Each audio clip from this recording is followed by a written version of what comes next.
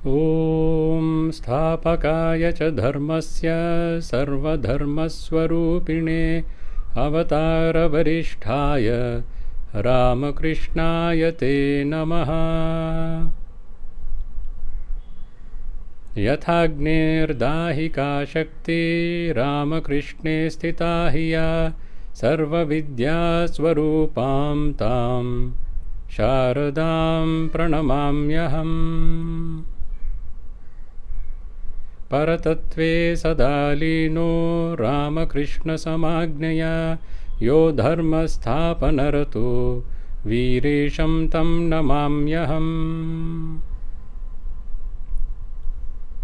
कालिन्दी फुल्लकमले माधवेन क्रीडारत ब्रह्मानन्दनमस्तुभ्यं सद्गुरो लोकनायक। योगानन्दः प्रेमानन्दश्चान्ये वै ये च पार्षदाः रामकृष्णगतप्राणाः सर्वांस्तान् प्रणमाम्यहम्।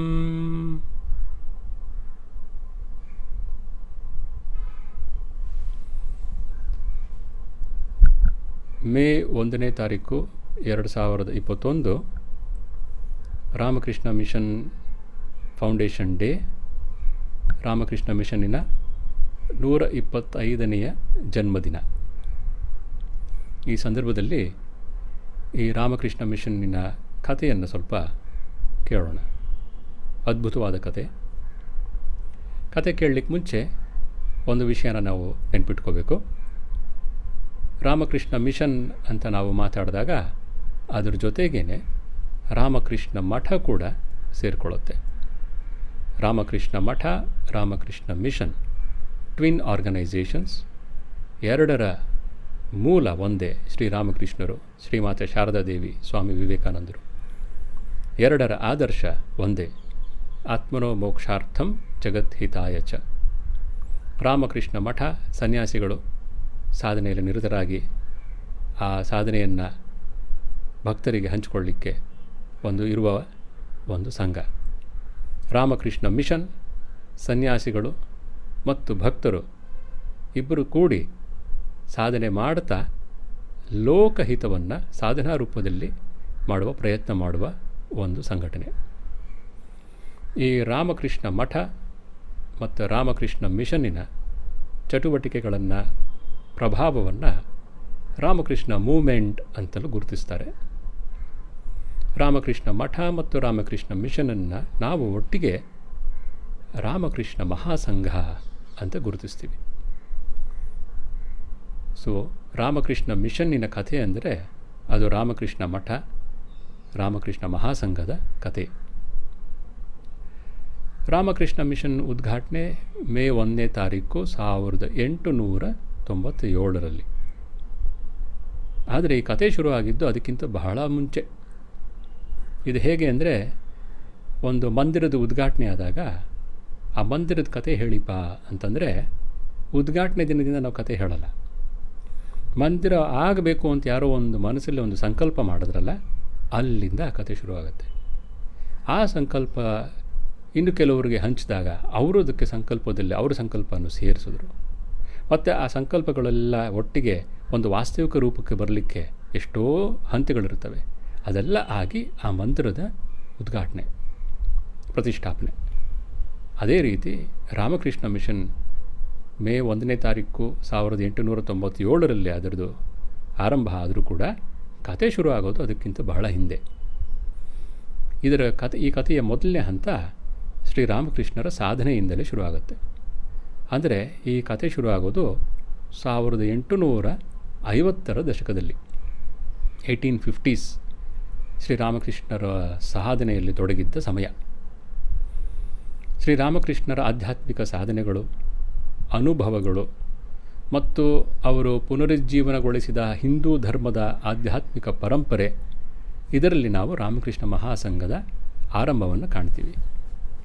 ಏನು ಹಂಗಂದರೆ ಅಂತಂದರೆ, ಶ್ರೀರಾಮಕೃಷ್ಣರು ಮತ್ತೆ ಮತ್ತೆ ಹೇಳ್ತಾರೆ, ಮಾನವ ಜನ್ಮದ ಉದ್ದೇಶ ಭಗವತ್ ಸಾಕ್ಷಾತ್ಕಾರ ಅಥವಾ ಆತ್ಮ ಸಾಕ್ಷಾತ್ಕಾರ, ಎರಡು ಒಂದೇ. ಯಾವ ರೀತಿಯಲ್ಲಿ ನಾವು ಸಂಪ್ರದಾಯದಲ್ಲಿ ನಾವು ಮುಂದೆ ಹೋಗ್ತೀವೋ ಅದರಂತೆ ನಾವು ಅದನ್ನು ಕರಿತೀವಿ, ಭಗವತ್ ಸಾಕ್ಷಾತ್ಕಾರವೋ ಅಥವಾ ಆತ್ಮ ಸಾಕ್ಷಾತ್ಕಾರವೋ. ಇದನ್ನು ಅವರು ಮತ್ತೆ ಮತ್ತೆ ಹೇಳೋರು. ನೀವು ಸನ್ಯಾಸಿಗಳಾಗಿರಿ, ಗೃಹಸ್ಥರಾಗಿರಿ, ಯಾರೇ ಆಗಿರಿ, ಜೀವನದ ಉದ್ದೇಶ ಸತ್ಯವನ್ನು ತಿಳ್ಕೊಳ್ಳೋದು, ಭಗವಂತನನ್ನು ತಿಳ್ಕೊಳ್ಳೋದು. ಇದನ್ನೇ ರಾಮಕೃಷ್ಣ ಮಹಾಸಂಘದ ಧ್ಯೇಯದಲ್ಲಿ ನಾವು ಆತ್ಮನೋ ಮೋಕ್ಷಾರ್ಥಂ ಅಂತ ಕಾಣ್ತೀವಿ. ರಾಮಕೃಷ್ಣ ಮಹಾಸಂಘದ ಧ್ಯೇಯ ಮೋಟೋ ಆತ್ಮನೋ ಮೋಕ್ಷಾರ್ಥಂ. ಎರಡನೇ ಇನ್ನೊಂದು ಭಾಗ ಇದೆ, ಜಗತ್ ಹಿತಾಯ ಚ. ಇದು ಶ್ರೀರಾಮಕೃಷ್ಣರು ಸಾಧನೆ ಕಾಲದಲ್ಲಿ ಪ್ರಪಂಚನೇ ಮರ್ತು ಹೋಗಿದ್ರು, ಸಾಧನೆ ಮಾಡ್ತಿದ್ರು. ಆ ಸಾಧನೆ ಎಲ್ಲ ಮುಗಿಸ್ತಾ ಇದ್ದಂಗೆ ಅವರಲ್ಲಿ ಇನ್ನೊಂದು ಭಾವ ಕಾಣುತ್ತೆ, ಅದು intense compassion for these suffering Mankind. ಆದರೆ ಅದನ್ನು ಅವರು ದಯೆ ಅಂತ ಕರೀಲಿಕ್ಕೆ ಇಷ್ಟಪಡ್ತಿರಲಿಲ್ಲ. ತುಂಬ ವಿಖ್ಯಾತ ಘಟನೆ ಇದೆ. ಶ್ರೀರಾಮಕೃಷ್ಣರು ಚೈತನ್ಯ ಮಹಾಪ್ರಭುಗಳ ಉಪದೇಶದ ಬಗ್ಗೆ ಮಾತಾಡ್ತಾ ಅದರಲ್ಲಿ ಅವರ ಉಪದೇಶ ಜೀವನಿಗೆ ದಯೆ ಅಂತ ಬಂದಾಗ ಅರ್ಧ ಬಾಹ್ಯ ಇದರಲ್ಲಿ ಸಮಾಧಿ ಸ್ಥಿತಿಗೆ ಹೋಗಿ ಮತ್ತೆ ಬಂದು ಹೇಳ್ತಾರೆ, ದಯೆನಾ? ಜೀವನಿಗೆ ದಯೆ ತೋರಿಸ್ಲಿಕ್ಕೆ ನೀ ಯಾರು? ನೀನೇ ಅವರ ಜಂತು, ನೀ ಎಂಥದ್ದು ದಯೆ ತೋರಿಸೋದು? ದಯೆಯಲ್ಲ, ಸೇವೆ ಅಂತ ಹೇಳ್ತಾರೆ. ಶಿವ ಅಂತ ನೆನೆದು ಅವನ ಸೇವೆ ಮಾಡಬೇಕು. ಈ ಮಾತನ್ನು ಕೇಳಿದವರು ಸಾಕಷ್ಟು ಜನ ಯುವಕರು ಭಕ್ತರು ಇದ್ದರು. ಅದರಲ್ಲಿ ನರೇಂದ್ರನಾಥ, ಮುಂದೆ ಸ್ವಾಮಿ ವಿವೇಕಾನಂದರು, ಅವ್ರಿಗೆ ಗೋಚರವಾಯಿತು ಎಂಥ ಅದ್ಭುತ ಸತ್ಯ ಇದು. ಆಗ ಅವ್ರು ಹೇಳ್ತಾರೆ, ಯಾವತ್ತಾದರೂ ನನಗೆ ಅವಕಾಶ ಸಿಕ್ಕಿದರೆ ಇಡೀ ಪ್ರಪಂಚಕ್ಕೆ ಈ ಸಂದೇಶವನ್ನು ಕೊಡ್ತೀನಿ ನಾನು. ನಂತರ ರಾಮಕೃಷ್ಣ ಮಹಾಸಂಘ ಸ್ಥಾಪನೆ ಮಾಡಿದಾಗ ಅವರು ಇದನ್ನು ಈ ರಾಮಕೃಷ್ಣ ಮಹಾಸಂಘದ ಧ್ಯೇಯದಲ್ಲಿ ಕೊಟ್ಟರು, ಜಗತ್ ಹಿತಾಯ ಚ. ಜಗತ್ತಿನ ಕಲ್ಯಾಣ, ಹಿತವನ್ನು ಮಾಡೋದು ಯಾವ ಭಾವದಲ್ಲಿ? ಶಿವನಿಗೆ ಪೂಜೆ ಮಾಡ್ತಾ ಇದ್ದೀನಿ ಅನ್ನೋ ಭಾವದಲ್ಲಿ ಸೇವೆ ಮಾಡೋದು. ಶಿವಜ್ಞಾನೇ ಜೀವಸೇವಾ ಅಂತ ಹೇಳ್ಕೊಟ್ರು ಅದನ್ನು. ಇದು ಶ್ರೀರಾಮಕೃಷ್ಣರ ಸಾಧನೆ ಇಲ್ಲಿ ಬಂದಿದ್ದೆ. ಇದು ರಾಮಕೃಷ್ಣ ಮಹಾಸಂಘದ ಧ್ಯೇಯದಲ್ಲಿ ಕಾಣ್ತೀವಿ ನಾವು. ಇನ್ನೊಂದು ಅವರ ಸಾಧನೆಯಲ್ಲಿ ಕಾಣುವ ವಿಶೇಷತೆ ಏನು ಅಂದರೆ, ಎಷ್ಟೋ ಸಂತರು ಮಹಾತ್ಮರಿದ್ದಾರೆ, ಒಂದು ಸಂಪ್ರದಾಯದಲ್ಲಿ ಮುಂದೆ ಹೋಗಿ ಸತ್ಯವನ್ನು ತಿಳ್ಕೊತಾರೆ. ಶ್ರೀರಾಮಕೃಷ್ಣರು ಹಾಗಲ್ಲ, ಎಲ್ಲ ಸಂಪ್ರದಾಯಗಳ ಮೂಲಕ ಅವರು ಸತ್ಯವನ್ನು ತಿಳ್ಕೊಂಡು ಹೇಳಿದ್ರು, ಎಷ್ಟು ಮತಗಳು ಅಷ್ಟು ಪಥಗಳು. As many faiths so many paths to the truth. ಅವರು ತಂತ್ರ ಸಾಧನೆ ಮಾಡಿದ್ರು, ವೈಷ್ಣವ ಸಾಧನೆ ಮಾಡಿದ್ರು, ಶಾಕ್ತ ಸಾಧನೆ ಮಾಡಿದ್ರು, ಅದ್ವೈತ ವೇದಾಂತ ಸಾಧನೆ ಮಾಡಿದ್ರು, ಕ್ರಿಶ್ಚಿಯನ್ ಧರ್ಮದ ಸಾಧನೆ ಮಾಡಿದ್ರು, ಸೂಫಿ ಇಸ್ಲಾಂ ಸಾಧನೆ ಮಾಡಿದ್ರು. ಎಲ್ಲ ಮಾಡಿ ಹೇಳಿದ್ರು, ಎಲ್ಲದರ ಮೂಲಕ ನಾನು ಕಂಡದ್ದು ಒಂದೇ ಸತ್ಯ. ಇದನ್ನು ರಾಮಕೃಷ್ಣ ಮಹಾಸಂಘ ಅಳವಡಿಸ್ಕೊಂಡಿದೆ. ಎಲ್ಲ ಜಾತಿ ಧರ್ಮ ಯಾವುದು ಭೇದ ಇಲ್ಲದೆ ಯಾರು ಬೇಕಾದರೂ ಇಲ್ಲಿ ಸೇರ್ಬೋದು, ಭಕ್ತರಾಗಲಿ ಸಾಧುಗಳಾಗಲಿ. ಭಗವತ್ ಸಾಕ್ಷಾತ್ಕಾರವೇ ನಮ್ಮ ಗುರಿ ಎಂದವರು ಯಾರು ಬೇಕಾದರೂ ಬರ್ಬೋದು ಇಲ್ಲಿಗೆ. ಇನ್ನೊಂದು ಅವ್ರ ಸಾಧನೆಯಲ್ಲಿ ಕಾಣುವ ಗುಣ ಅಂದರೆ, ಸಾಧನಾ ಪದ್ಧತಿಗಳು ಎಷ್ಟೊಂದಿರುತ್ತವೆ. 4 ಯೋಗಗಳು ಅಂತ ಸ್ವಾಮೀಜಿ ಅದನ್ನು ಮಾಡ್ತಾರೆ. ಶ್ರೀರಾಮಕೃಷ್ಣರು 4ನ್ನೂ ಅವರು ಅಭ್ಯಾಸ ಮಾಡಿದರು. ಒಂದು ಭಾವದಲ್ಲಿ ಮುಂದೆ ಹೋಗಲಿಕ್ಕೆ ಇಡೀ ಜೀವನ ಬೇಕಾಗತ್ತೆ. ಅವರದ್ದು ಎಷ್ಟು ಭಾವಗಳಿದೆಯೋ, ಸಾಧನಾ ಭಾವಗಳು, ಎಲ್ಲದರಲ್ಲೂ ನಿಪುಣರು, ಎಲ್ಲದರಲ್ಲೂ ಗುರಿ ತಲುಪಿದವರು. ಇದು ರಾಮಕೃಷ್ಣ ಮಹಾಸಂಘದ ನಮ್ಮ ಸಿಂಬಲ್ ಇದೆ, ಅದನ್ನು ನಾವು ಕಾಣ್ತೀವಿ. 4 ಯೋಗಗಳ ಹಾರ್ಮೋನಿಯಸ್ ಪ್ರಾಕ್ಟೀಸ್. ಒಮ್ಮೆ ಅವರ ಸಾಧನಾ ಸಮಯದಲ್ಲಿ ಮಥುರು ಬಾಬು ಅಂತ, ಆ ದಕ್ಷಿಣೇಶ್ವರ ಕಾಳಿ ಮಂದಿರದ ಯಜಮಾನಿ ರಾಣಿ ರಾಸ್ಮಣಿ ಅವರ ಅಳಿಯ, ಅವನು ಶ್ರೀರಾಮಕೃಷ್ಣ ಪರಮಭಕ್ತ. ಅವನಿಗೆ ಹೇಳ್ತಾರೆ ಒಂದು ಸತಿ, ನೋಡೋ, ಜಗನ್ಮಾತೆ ನನಗೆ ತೋರಿಸಿದ್ದಾಳೆ, ನನಗೆ ಅನೇಕ ಭಕ್ತರಿದ್ದಾರಂತೆ, ಅಂತರಂಗ ಭಕ್ತರು ಇದ್ದಾರಂತೆ, ಅವರೆಲ್ಲ ಇಲ್ಲಿ ಬರ್ತಾರೆ, ಇಲ್ಲಿ ಬಂದು ಭಗವಂತನ ಬಗ್ಗೆ ತಿಳ್ಕೊತಾರೆ, ಭಗವಂತನ ಸಾಕ್ಷಾತ್ಕಾರ ಮಾಡ್ಕೋತಾರೆ. ಅಮ್ಮ ಇದು ತೋರಿಸಿದ್ಲು ನನಗೆ, ಅವನಂತ ತುಂಬ ಒಳ್ಳೆಯದಾಯಿತು ಅಪ್ಪ, ಬರಲಿ, ಎಲ್ಲ ಆನಂದವಾಗಿರೋಣ. ನಂತರ ಶ್ರೀರಾಮಕೃಷ್ಣ ಮಹಾಸಭೆಯ ನಂತರ ಸ್ವಾಮಿ ಶಾರದಾನಂದರು ಅವರ ಶಿಷ್ಯರು, ಅವರು ಶ್ರೀರಾಮಕೃಷ್ಣರ ಜೀವನ ಚರಿತ್ರೆ ಬರೀತಾರೆ, ಶ್ರೀರಾಮಕೃಷ್ಣ ದಿ ಗ್ರೇಟ್ ಮಾಸ್ಟರ್ ಅಂತ. ಅದರಲ್ಲಿ ಅವರು ಹೀಗೆ ಹೇಳ್ತಾರೆ, ಎಲ್ಲ ಸಾಧನೆ ಮುಗಿಸಿ ಅವರಿಗಾದ ಅನೇಕ ಅನುಭವಗಳಲ್ಲಿ ಒಂದು ರಿವಿಲೇಷನ್ಸ್ನಲ್ಲಿ ಒಂದು ಶ್ರೀ ಜಗನ್ಮಾತೆ ಅವರು ಹೇಳಿದ್ದೇನು ಅಂದರೆ, ನೀನು ಒಂದು ಉದಾರ ಮನೋಭಾವದ ಸಮುದಾಯವನ್ನು ಸ್ಥಾಪಿಸಬೇಕಾಗ್ತದೆ. ಇದು ಜಗನ್ಮಾತೆ ಕೊಟ್ಟ ಆದೇಶ. ನಿನಗೆ ಶಿಷ್ಯರು ಕಳಿಸ್ತೀನಿ, ನೀನು ಇದು ಮಾಡಬೇಕು. ಸೊ ಇದು ಶ್ರೀ ಜಗನ್ಮಾತೆಯ ಆದೇಶದಿಂದಲೇ ಆಗಿರುವ ಒಂದು ಮಹಾಸಂಘ.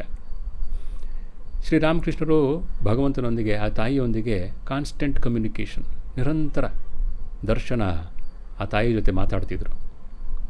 ಆಗ ತಾಯಿ ಅವರಿಗೆ ಶಿಷ್ಯರು ಬರ್ತಾಳೆ ಅಂತ ಹೇಳಿದ್ದಷ್ಟೇ ಅಲ್ಲ, ಕ್ರಮೇಣ ಆ ಬರೋ ಶಿಷ್ಯರನ್ನು ತೋರಿಸಿದ್ಲು. ನೋಡು ಇವನು ಬರ್ತಾನೆ, ನೋಡು ಇವನು ಬರ್ತಾನೆ ಅಂತ. ಅವರೆಲ್ಲ ಬರ್ತಾರೆ ಅಂತ ತೋರಿಸ್ಬಿಟ್ಲು ತಾಯಿ. ಬರಲಿಲ್ಲ ಅವರು. ಸೊ ಇವರಲ್ಲಿ ಹೃದಯದಲ್ಲಿ ವ್ಯಾಕುಲತೆಯೂ ಆಕೆನೇ ಹುಟ್ಟಿಸಿದ್ಲು. ಸಂಜೆ ಆಗ್ತಾ ಇದ್ದಂಗೆ ಆ ಕಾಳಿ ಮಂದಿರದಲ್ಲಿ, ಆ ವಿಷ್ಣು ಮಂದಿರದಲ್ಲಿ, ಶಿವ ಮಂದಿರದಲ್ಲಿ ಸಂಧ್ಯಾ ಆರತಿ ಆಗ್ತಾ ಇದೆ. ಶ್ರೀರಾಮಕೃಷ್ಣರು ಕಾತರದಿಂದ ಕಾಯ್ತಿರ್ತಾರೆ, ಇವತ್ತು ಬರ್ತಾರೇನೋ ಶಿಷ್ಯರು, ಇವತ್ತು ಒಬ್ಬ ಶಿಷ್ಯ ಯಾರು ಬರ್ತಾನೇನೋ, ತಾಯಿ ತೋರಿಸಿದಾಳೆ, ಇನ್ನೂ ಬಂದಿಲ್ವಲ್ಲ ಇವರೆಲ್ಲ. ಸಂಜೆ ಆಗೋಯ್ತು, ಬಂದಿಲ್ಲ. ತುಂಬ ಕಷ್ಟ ಆಗೋದು.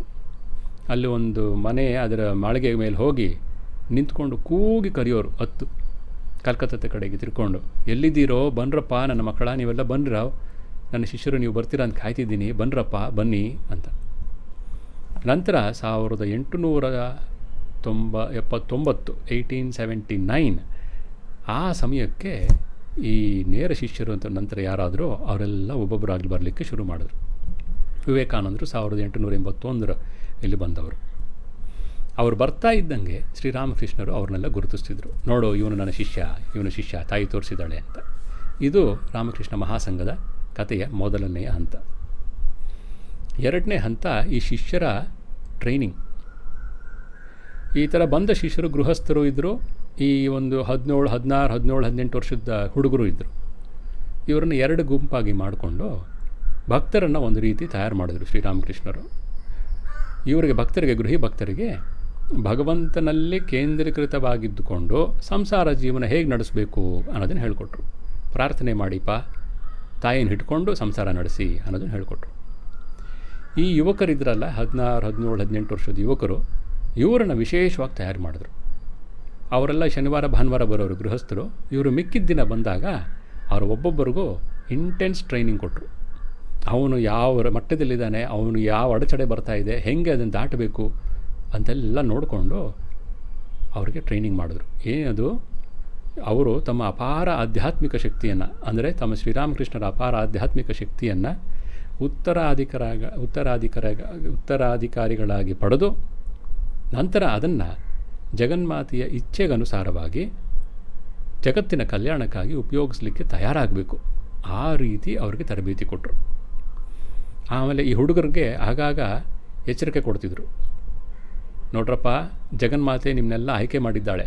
ನೀವು ಬರೋಕ್ಕೆ ಮುಂಚೆನೇ ನನಗೆ ಗೊತ್ತಿತ್ತು ನೀವು ಬರ್ತೀರಾ ಅಂತ. ಅವಳೇ ನಿಮ್ಮನ್ನು ಆಯ್ಕೆ ಮಾಡಿದ್ದಾಳೆ. ಆದರೂ ಸಾವಧಾನವಾಗಿರಿ, ಸಾಧನೆಯಲ್ಲಿ ಮಗ್ನರಾಗಿರಿ. ಯಾಕಂದರೆ ಜಗನ್ಮಾತೆ ಆಯ್ಕೆ ಮಾಡಿದರೂ ನೀವು ಕಾಲು ಜಾರ್ಬೋದಲ್ವಾ. ಆದ್ದರಿಂದ ಎಚ್ಚರಿಕೆಯಿಂದಿರಿ. ನಿಮ್ಮದು ಒಂದು ಮಹತ್ವ ಸಾಧನೆ ಇದೆ ಮುಂದೆ. ಲೋಕ ಕಲ್ಯಾಣಕ್ಕೆ ನೀವೆಲ್ಲ ನಿಂತ್ಕೋಬೇಕಾಗತ್ತೆ. ಸೊ ಅದು ನಿಮಗೆ ಕಾಣಿಸ್ತಿಲ್ಲ, ನನಗೆ ತೋರಿಸಿದ್ದಾಳೆ ತಾಯಿ, ನೀವು ಅದಕ್ಕೆ ತಯಾರಾಗ್ತಿದ್ದೀರಿ. ಸೊ ಈ ರೀತಿ ದಕ್ಷಿಣೇಶ್ವರ ಕಾಳಿ ಮಂದಿರ ಒಂದು ಸ್ಪಿರಿಚುವಲ್ ಟ್ರೈನಿಂಗ್ ಸೆಂಟರ್ ಆಯಿತು. ಶ್ರೀರಾಮಕೃಷ್ಣರು ಆ ಹುಡುಗರ ಹೃದಯ ಮತ್ತು ಆಕಾಂಕ್ಷೆಗಳನ್ನು ಉಚ್ಚ ಆಧ್ಯಾತ್ಮಿಕ ಆದರ್ಶದ ಕಡೆಗೆ ತಿರುಗಿಸ್ಬಿಟ್ರು. ಒಂದು 2-3 ವರ್ಷದಲ್ಲೇ ಅವ್ರಿಗೆ ಗೊತ್ತಾಗದೇನೆ ಅವ್ರ ಹೃದಯ ಮನಸ್ಸನ್ನು ಆ ತಾಯಿ ಕಡೆ ತಿರುಗಿಸ್ಬಿಟ್ರು. ಸಾಧನೆಯಲ್ಲಿ ಮಗ್ನ ಮಾಡಿಸ್ಬಿಟ್ರು ಅವ್ರನ್ನ. ಮಾಸ್ಟರ್ ಮಹಾಶಯ ಆ ಥರ ಒಬ್ಬರು ಇಬ್ಬರು ಗೃಹಸ್ಥರು ಅದರಲ್ಲಿ ಸೇರಿಕೊಂಡ್ರು. ಈ training centre, Dakshineswar training centre Ramakrishna ಮಹಾಸಂಘದ 2ನೇ ಹಂತದ ಕಥೆಯ ಹಂತ. 3ನೇ ಹಂತ ಅಂತ ಹೇಳಬೇಕು ಅಂದರೆ ಈ ಇಂಟೆನ್ಸ್ ಟ್ರೈನಿಂಗ್ ಆಯಿತು ಕಾಶಿಪುರ್ ಗಾರ್ಡನ್ ಹೌಸಲ್ಲಿ. ಮತ್ತು ಆ ತಂಡದ ನಾಯಕನ ಆಯ್ಕೆ ಆಯಿತು. ಶ್ರೀರಾಮಕೃಷ್ಣರಿಗೆ ಥ್ರೋಟ್ ಕ್ಯಾನ್ಸರ್ ಬಂತು. ಅವರು ಟ್ರೀಟ್ಮೆಂಟ್ಗೆ ಅಂತ ಕಲ್ಕತ್ತೆಗೆ ಬಂದು, ಅನಂತರ ಅಲ್ಲೊಂದು ಕಲ್ಕತ್ತದ ಆಚೆ, ದಕ್ಷಿಣೇಶ್ವರ ಕಲ್ಕತ್ತದ ಮಧ್ಯ ಕಾಶಿಪುರ್ ಅಂತಿದೆ, ಅಲ್ಲಿ ವನದ ಒಂದು ಮನೆಯಲ್ಲಿ ಬಾಡಿಗೆ ತೊಗೊಂಡು ಅಲ್ಲಿ ಅವ್ರಿಗೆ ಶುಶ್ರೂಷೆ ಮಾಡ್ತಿದ್ರು. ಆ ಕಾಲದಲ್ಲಿ ಯುವಕರನ್ನೆಲ್ಲ ಒಟ್ಟಿಗೆ ಸೇರ್ಕೊಳ್ಳೋಕ್ಕೆ ಒಂದು ಅವಕಾಶ ಆಯಿತು. ಶ್ರೀರಾಮಕೃಷ್ಣರು ಸೇವೆ ಮಾಡಬೇಕು ಅಂತ ಬಂದು ಒಟ್ಟಿಗಿರ್ಲಿಕ್ಕೆ ಶುರು ಮಾಡಿದ್ರು ಅವರೆಲ್ಲ. ಅದುವರೆಗೂ ಬಂದು ಹೋಗ್ತಿದ್ರು ಒಬ್ಬೊಬ್ಬರಾಗೆ, ಒಟ್ಟಿಗೆ ಇರಲಿಲ್ಲ ಯಾರು. ಅರೆ ಈಗ ಶ್ರೀರಾಮಕೃಷ್ಣರು ಕಾಯಿಲೆ ಬಿದ್ದರಲ್ಲ, ಗುರು ಸೇವೆ ಮಾಡಲಿಕ್ಕೆ 24 ಗಂಟೆ ಬೈ ಟರ್ನ್ಸ್, ನೀನು ಮಾಡು ಆಮೇಲೆ ನಾ ಮಾಡ್ತೀನಿ, ಆ ಥರ ಮಾಡಿಕೊಂಡು ಅವರೆಲ್ಲ ಅಲ್ಲೇ ಉಳ್ಕೊಳ್ಳಿಕ್ಕೆ ಶುರು ಮಾಡಿದ್ರು, ಒಟ್ಟಿಗೆ ಇರಲಿಕ್ಕೆ ಶುರು ಮಾಡಿದ್ರು. ಸಾಧನೆಗಳನ್ನು ತೀವ್ರಗೊಳಿಸಿದ್ರು. ಗೊತ್ತಾಯಿತು ನರೇಂದ್ರನಾಥ್ಗೆ, ಶ್ರೀರಾಮಕೃಷ್ಣರು ಇರಲಿಕ್ಕಿಲ್ಲ ಹೆಚ್ಚಿಗೆ ನಮ್ಮ ಜೊತೆ ಇನ್ನು. ಸೊ ಅವರಿದ್ದಾಗಲೇ ನಾವು ಸಾಧನೆಯನ್ನು ಇಂಟೆನ್ಸ್ ಮಾಡೋಣ ಅಂದಿದ್ದೇನೆ. ಅದು ಮಾಡೋಕ್ಕೆ ಶುರು ಮಾಡಿದ್ರು. ಶ್ರೀಮಾತೆ ಶಾರದಾ ದೇವಿಯವ್ರ ನಂತರ ಹೇಳ್ತಿರ್ತಾರೆ, ಅವ್ರು ಹೇಳ್ತಾರೆ, ಶ್ರೀರಾಮಕೃಷ್ಣರು ಆಗಾಗ ಹೇಳ್ತಿದ್ರು, ಈ ಹುಡುಗರನ್ನೆಲ್ಲ ಒಂದು ನಿಕಟ ನಿಸ್ವಾರ್ಥ ಪ್ರೇಮ ಬಂಧದಲ್ಲಿ ಒಂದಾಗಿರೋ ಹಾಗೆ ಮಾಡಿದ್ರೆ ಚೆನ್ನಾಗಿರುತ್ತಲ್ವಾ ಅಂತ. ನಿಕಟವಾದ ನಿಸ್ವಾರ್ಥವಾದ ಪ್ರೇಮ ಬಂಧದಲ್ಲಿ, that is mutual love expressed in service, ಅದು ಸಂಘದ ಫೌಂಡೇಶನ್. ಅದನ್ನು ಕಾಶಿಪುರಲ್ಲಿ ಶ್ರೀರಾಮಕೃಷ್ಣರು ಅವರಿದ್ದಾಗಲೇ ಅದನ್ನು ಶುರು ಮಾಡಿದ್ರು. ಫಸ್ಟು ಟ್ರೈನಿಂಗ್ ಕೊಟ್ಟರು ಅವ್ರಿಗೆಲ್ಲ, ಸ್ಪಿರಿಚುವಲ್ ಟ್ರೈನಿಂಗು. ಎಲ್ಲರ ಮನಸ್ಸು ಹೃದಯನ ಆಧ್ಯಾತ್ಮಿಕದ ಕಡೆಗೆ ತಿರುಗಿಸ್ಬಿಟ್ರು. ನಂತರ ಹಾಗೆ ತಿರುಗಿಸಿ ಬಿಟ್ಬಿಟ್ರೆ ಅವ್ರು ಒಬ್ಬೊಬ್ಬರೇ ಎಲ್ಲೋ ಗುಹೆಯಲ್ಲೋ ಕಾಡಲ್ಲೋ ಕೂತ್ಕೋತಾರಲ್ಲ, ಒಟ್ಟಿಗೆ ಇದ್ದುಕೊಂಡು ಸಾಧನೆ ಮಾಡಬೇಕು. ಒಟ್ಟಿಗೆ ಇರಲಿಲ್ಲ ಅಂದರೆ ಸಂಘ ಆಗಲ್ವಲ್ಲ. ಸೊ ಕಾಶಿಪುರಲ್ಲಿ ಆ ಕ್ಯಾನ್ಸರ್ ಬಂದ ಸಮಯದಲ್ಲಿ ಅವರೆಲ್ಲ ಒಟ್ಟಿಗಿರುವಂಥ ಒಂದು ಸನ್ನಿವೇಶ ಮಾಡಿ, ಒಟ್ಟಿಗಿರಬೇಕು ಅಂದರೆ ಪ್ರೀತಿ ಇರಬೇಕು, ಮ್ಯೂಚುವಲ್ ರೆಸ್ಪೆಕ್ಟ್ ಇರಬೇಕು, ಸೇವೆ ಮಾಡೋ ಮನೋಭಾವ ಇರಬೇಕು. ಅದೆಲ್ಲ ಅವರಲ್ಲಿ ಹುಟ್ಟಿಸಿದ್ರು, ಬೆಳೆಸಿದ್ರು. ನರೇಂದ್ರ, ರಾಖಾಲ್, ಶಶಿ, ಶರತ್, ತಾರಕ್, ಹರಿ ಇಂಥ ಇನ್ನೂ ಕೆಲವು ಯುವಕರು, ಇವ್ರನ್ನೆಲ್ಲ ಶ್ರೀರಾಮಕೃಷ್ಣರು ಅವರ ಮಾರ್ಗದರ್ಶನದಲ್ಲಿ ಪರಸ್ಪರರಲ್ಲಿ ಪ್ರೀತಿ, ವಿಶ್ವಾಸ, ಸೇವಾ ಮನೋಭಾವ ಬೆಳೆಸ್ಕೊಳ್ಳುವಂತೆ ಮಾಡಿದ್ರು. ಅವರೆಲ್ಲ ಒಂದೇ ಭಾವನೆ, ಒಂದೇ ಆಲೋಚನೆ, ಒಂದೇ ನಿರ್ಧಾರ, ಒಂದೇ ಗುರಿ, ಇದರಲ್ಲಿ ನೆಲೆ ನಿಂತರು ಯುವಕರೆಲ್ಲ. ಅದು ಸಂಘದ ಸ್ಥಾಪನೆ. ಸಂಘ ಯಶಸ್ವಿಯಾಗಿ ನಡೀಬೇಕು ಅಂತಂದರೆ ಒಬ್ಬ ನಾಯಕ ಇರಬೇಕು. ಅದಕ್ಕೆ ಶ್ರೀರಾಮಕೃಷ್ಣರು ಮಾತಿನ ಮೂಲಕ, ಅನೇಕ ಸೂಚನೆಗಳ ಮೂಲಕ ಆ ಯುವಕರಿಗೆಲ್ಲ ಹೇಳಿದ್ರು, ನರೇಂದ್ರನೇ ನಿಮ್ಮ ಮುಖ್ಯಸ್ಥ, ಹೀ ಈಸ್ ಯುವರ್ ಲೀಡರ್ ಅಂತ. ಯುವಕರು ಒಪ್ಕೊಂಡ್ರು. ಯಾಕಂದರೆ ಅವ್ರಿಗೂ ಗೊತ್ತು, ನರೇಂದ್ರ ನಮ್ಮನ್ನೆಲ್ಲ ಮೀರಿಸಿರೋನು, ಎಲ್ಲದರಲ್ಲೂ ಮೀರಿಸ್ತಾನೆ ನಮ್ಮನ್ನು ಅವನು ಅಂತ. ಅವನು ಧ್ಯಾನಸಿದ್ಧ ಅವನು. ಆಮೇಲೆ ಶ್ರೀರಾಮಕೃಷ್ಣನಿಗೆ ಅತ್ಯಂತ ಪ್ರೀತಿ ಅವನು ಕಂಡ್ರೆ. ಪ್ರತಿದಿನ ಸಂಜೆ ಆ ಕಾಶಿಪುರ ಮನೆಯಲ್ಲಿ ಶ್ರೀರಾಮಕೃಷ್ಣರು ಇಡೀ ದಿನ ಭಕ್ತರಿಗೆ, ಯುವಕರಿಗೆಲ್ಲ ಆಧ್ಯಾತ್ಮಿಕದ ಜೀವನದ್ದು ಕುರಿತಾಗಿ ಎಲ್ಲ ಉಪದೇಶಗಳು ಕೊಡ್ತಿರ್ತಾರೆ. ಸಂಜೆ ಆಗ್ತಾ ಇದ್ದಂಗೆ ಅವನ್ನೆಲ್ಲ ಆಚೆ ಕಳಿಸಿ ಬಾಗಿಲು ಹಾಕಿಸಿ ನರೇಂದ್ರನ ಮಾತ್ರ ಕುಡಿಸ್ಕೊಂಡು ಅವನಿಗೆ ವಿಶೇಷ ಉಪದೇಶ ಕೊಡ್ತಾರೆ.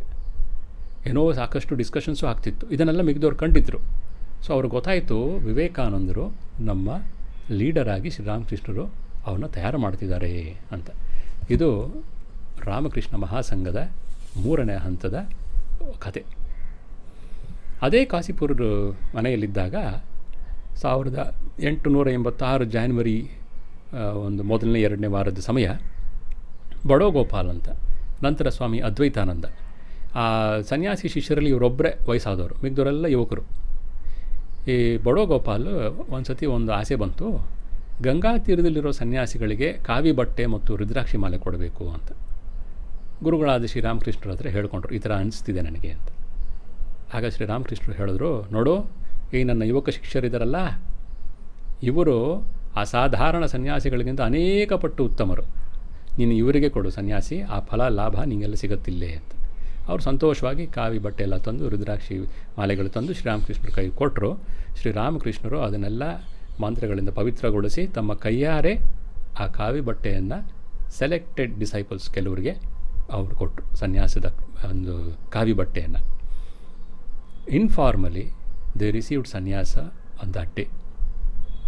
ಯುವಕರು, ಅವ್ರಿಗಿನ್ನೂ ಐಡಿಯಾ ಇಲ್ಲ ಮುಂದೆ ನಾವೆಲ್ಲ ಸನ್ಯಾಸಿಗಳಾಗ್ತೀವಿ ಅಂತ. ಗುರುಗಳು ಮುಂದೆ ಎಲ್ಲ ಕಾಣುತ್ತಿದೆ. ಅವ್ರು ಹೇಳ್ತಾರೆ, ನನಗೆ ಕಾಣ್ತಾ ಇದೆ ದೊಡ್ಡ ಒಂದು ವೈರಾಗ್ಯದ, ತ್ಯಾಗದ ಒಂದು ಇದು ಕಥೆ ಇಲ್ಲಿ ಶುರು ಆಗ್ತಾ ಇದೆ, ನನಗೆ ಕಾಣ್ತಿದೆ ಅಂತ. ಹುಡುಗರಿಗೆ ಗೊತ್ತಾಗ್ತಿಲ್ಲ, ಅವರು ಅದಲ್ಲೆಲ್ಲ ಪಾತ್ರ ವಹಿಸಿರೋರು ಅಂತ ಗೊತ್ತಿಲ್ಲ ಇನ್ನು ಅವರಿಗೆ. ಶ್ರೀರಾಮಕೃಷ್ಣ ಇರಲ್ವಲ್ಲ, ಅದಕ್ಕೆ ಅವರಿದ್ದಾಗಲೇ ಆ ಕಾವಿ ಬಟ್ಟೆಗಳನ್ನು ಕೊಟ್ಬಿಟ್ರು ಅವರಿಗೆ. ನರೇಂದ್ರ ಈ ಮುಖ್ಯಸ್ಥ, ಇವನಿಗೆ ನಿರ್ವಿಕಲ್ಪ ಸಮಾಧಿಯಲ್ಲಿ ತಲ್ಲೀನ ಆಗಿರಬೇಕು ಅಂತ ಆಸೆ. ಆಗ ಶ್ರೀರಾಮಕೃಷ್ಣರು ಅವನಿಗೆ, ನೀನು ದೊಡ್ಡ ಆಲದ ಮರವಾಗಿ ಸಹಸ್ರಾರು ಜನರಿಗೆ ಆಶ್ರಯ ಕೊಡ್ತೀಯಾ ಅಂತ ನಾನು ಹೇಳಿದ್ರೆ, ನಿನ್ನ ಸ್ವಂತ ಮುಕ್ತಿಯ ಬಗ್ಗೆ ಮಾತಾಡ್ತೀಯಲ್ಲಿಯಾ ಅಂತ ಛೀಮಾರಿ ಹಾಕಿದ್ರು. ನಿನ್ನ ಸ್ವಂತ ಮುಕ್ತಿಗಿಂತ ಒಂದು ದೊಡ್ಡದಾದ ಒಂದು ಅವಸ್ಥೆ ಇದೆ, ನೀನು ಸಾವಿರಾರು ಜನರಿಗೆ ಆಶ್ರಯ ಕೊಡಬೇಕು ಅಂತ. ಅದೇ ಕಾಶಿಪುರ ಮನೆಯಲ್ಲಿ ವಿವೇಕಾನಂದ ನರೇಂದ್ರನಾಥ್ ದತ್ತಾಗ ಅವನಿಗೆ ನಿರ್ವಿಕಲ್ಪ ಸಮಾಧಿ ಆಗುತ್ತೆ. ಆ ಅನುಭವ ಆದಮೇಲೆ ಶ್ರೀರಾಮಕೃಷ್ಣ ಅವನು ಕರೆದು ಹೇಳ್ತಾರೆ, ನೋಡು, ಈ ಅನುಭವ ಈಗ ಬೀಗ ಹಾಕಲ್ಪಡುತ್ತೆ, ಬೀಗದ ಕೈ ನನ್ನ ಹತ್ರ ಇರುತ್ತೆ. ನನ್ನ ಕೆಲಸ ನೀ ಮಾಡಬೇಕಿದ್ಯಾ, ಕೆಲಸ ಮುಗಿಸಿದ ಮೇಲೆ ಬೀಗ ತೆಗಿತೀನಿ ಮತ್ತೆ ಅಂತ ಹೇಳ್ತಾರೆ. ನರೇಂದ್ರ ಲೋಕ ಶಿಕ್ಷಣ ಮಾಡ್ತಾನೆ ಅಂತ ಮಿಕ್ಕವ್ರಿಗೆಲ್ಲ ತಿಳಿಸಿದ್ರು. ಆಗ ನರೇಂದ್ರ ಅಂತ ಅಯ್ಯೋ ನಾ ಅದೆಲ್ಲ ಮಾಡಲ್ಲ ಅಂತ. ಹಾಗೆ ಶ್ರೀರಾಮಕೃಷ್ಣರು ಹೇಳ್ತಾರೆ, your very bones will to it. ನೀವು ಹುಟ್ಟಿರೋದೇ ಆ ಕೆಲಸಕ್ಕೆ, ಜಗನ್ಮಾತೆ ಕೆಲಸ ಮಾಡಲಿಕ್ಕೆ ನೀನು ಮಾಡಲೇಬೇಕು. ಆ ಕೆಲಸ ಎಲ್ಲಿಂದ, ಅದಕ್ಕೆ ಯಾವುದು ಸೂತ್ರ ಆಗುತ್ತೆ? ಸಂಘ.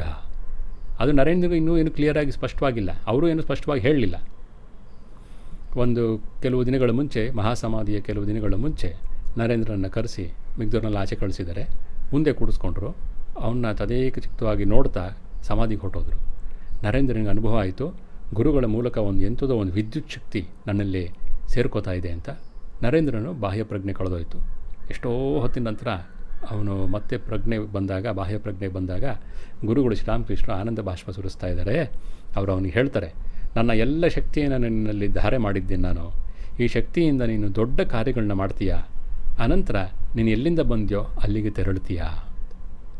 ಎಲ್ಲಿಂದ ಬಂದ ಈ ನರೇಂದ್ರ? ಅದು ಬೇರೆಯವ್ರಿಗೆ ಹೇಳಿದರು ಅವರು ಶಿಷ್ಯರಿಗೆ. ಅವನು ಸಪ್ತ ಋಷಿಗಳಲ್ಲಿ ಒಬ್ಬ, ಅಲ್ಲಿಂದ ಬಂದಿರೋನವನು. ಆ ಸಪ್ತ ಋಷಿಗಳು ಒಬ್ಬರ ಅಂಶ ಇವನು. ಮತ್ತೆ ಹಿಂದಕ್ಕೆ ಹೊರಟೋಗ್ತಾನೆ ಕೆಲಸ ಮುಗಿದ ಮೇಲೆ ಅಂತ. ದೇಹ ಬಿಡ್ಲಿಕ್ಕೆ ಮತ್ತೆ 2 ದಿನದ ಮುಂಚೆ ನರೇಂದ್ರನ ಮತ್ತೆ ಕರೆದು ಹೇಳ್ತಾರೆ, ನೋಡು, ಈ ಹುಡುಗರನ್ನೆಲ್ಲ ನೀನು ನೋಡ್ಕೋಬೇಕು. ಇವರಲ್ಲೆಲ್ಲ ನೀನೇ ಅತ್ಯಂತ ಬುದ್ಧಿವಂತ, ಸಮರ್ಥ. ಇವರನ್ನೆಲ್ಲ ನಿನ್ನ ಆರೈಕೆಯಲ್ಲಿ ಬಿಟ್ಟು ಹೋಗ್ತಾ ಇದ್ದೀನಿ. ಪ್ರೀತಿಯಿಂದ ನೋಡ್ಕೋ. ಯಾರು ಮನೆಗಳಿಗೆ ಹಿಂತಿರುಗ್ದಂಗೆ ನೋಡ್ಕೋ. ಒಂದೆಡೆ ಸಾಧನೆ ಮಾಡುವಂತೆ ನೋಡ್ಕೋ ಅಂತ ಹೇಳ್ತಾರೆ. ಇದು ಅವ್ರು ಹೇಳಿದ್ದೇ ಮಾತು. ಎಲ್ಲರೂ ಒಟ್ಟಿಗೆ ಒಂದೆಡೆ ಸಾಧನೆ ಮಾಡುವಂತೆ ನೋಡ್ಕೋ ಅಂದರೆ ಅದು ಸಂಘ. ಒಟ್ಟಿಗೆ ಒಂದೆಡೆ ಸಾಧನೆ ಮಾಡೋದೇ ಸಂಘ. ಈ ಕಥೆಯ 4ನೇ ಹಂತ ಬಾರಾನಗರ ಮಠ. ಆಗಸ್ಟ್ 1886ರಲ್ಲಿ ಶ್ರೀರಾಮಕೃಷ್ಣ ಮಹಾಸಮಾಧಿ. ಉಳ್ಕೊಳ್ಳಿಕ್ಕೆ ಹೆಚ್ಚಿಗೆ ಅಲ್ಲಿ ಅವಕಾಶ ಇರಲಿಲ್ಲ. ಕಾಸಿಪುರ್ ಆ ಮನೆ 15 ದಿನದಷ್ಟೇ ಅವಕಾಶ ಇತ್ತು. ಮನೆ ಬಾಡಿಗೆ ಆಮೇಲೆ ಮುಗಿದೋಗುತ್ತೆ.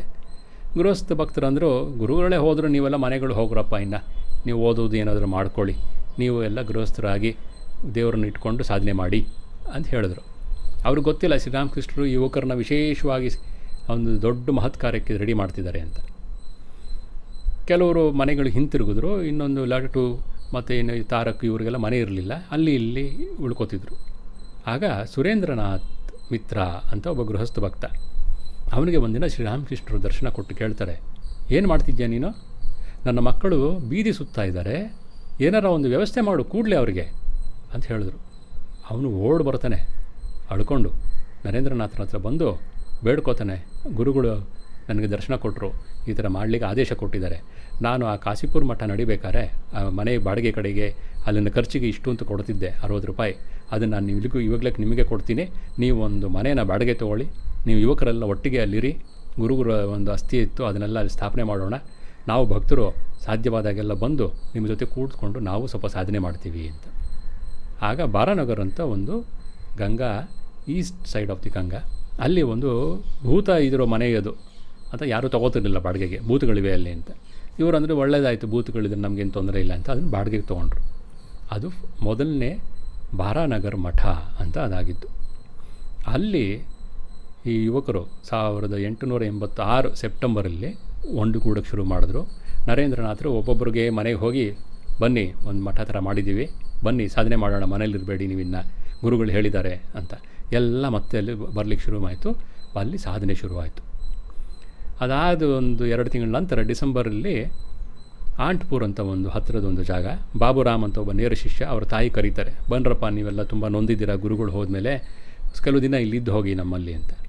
ಅಲ್ಲಿ ಹೋಗಿದ್ದಾಗ ರಾತ್ರಿ ಒಂದು ಧ್ವನಿ ಹಚ್ಚಿ ಎಲ್ಲ ಧ್ಯಾನ ಮಾಡ್ತಿರ್ತಾರೆ ಪ್ರತಿ ರಾತ್ರಿ.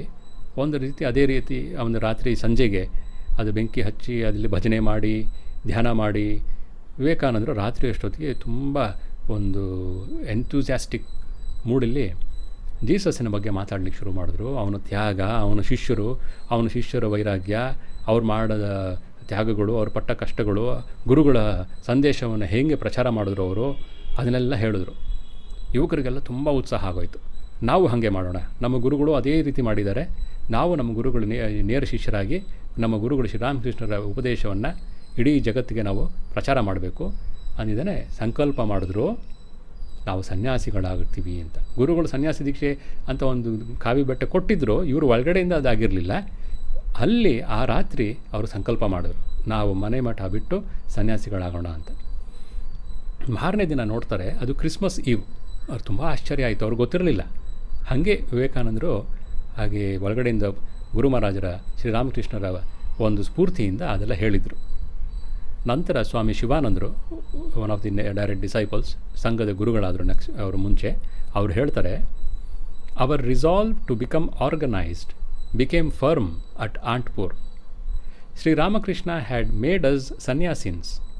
The attitude was strengthened at Antpur. December 1886ರಲ್ಲಿ ನಾವು ಸನ್ಯಾಸಿಗಳಾಗಿ ಸಂಘ ಜೀವನ ನಡೆಸ್ತೀವಿ ಅನ್ನೋ ಒಂದು ಸಂಕಲ್ಪ ಮಾಡಿದ್ರು. ಮಾಡಿ ಮತ್ತೆ ಬಾರಾನಗರ ಮಠಕ್ಕೆ ಹಿಂತಿರುಗಿ ತೀವ್ರತರವಾದ ತಪಸ್ಸಿನಲ್ಲಿ ತೊಡಗಿದರು. ಶ್ರೀರಾಮಕೃಷ್ಣರು ಕೃಪೆ ಮಾಡಿ ಕೊಟ್ಟಿದ್ದನ್ನು ತಮ್ಮದಾಗಿಸಿಕೊಂಡ್ರು. ನಂತರ ಬಂದರ ಶಿಷ್ಯರಿಗೆ ಕೊಡಲು ತಯಾರಾದರು. ಸಂಘವನ್ನು ಬೆಳೆಸಲಿಕ್ಕೆ ಸಿದ್ಧರಾದರು.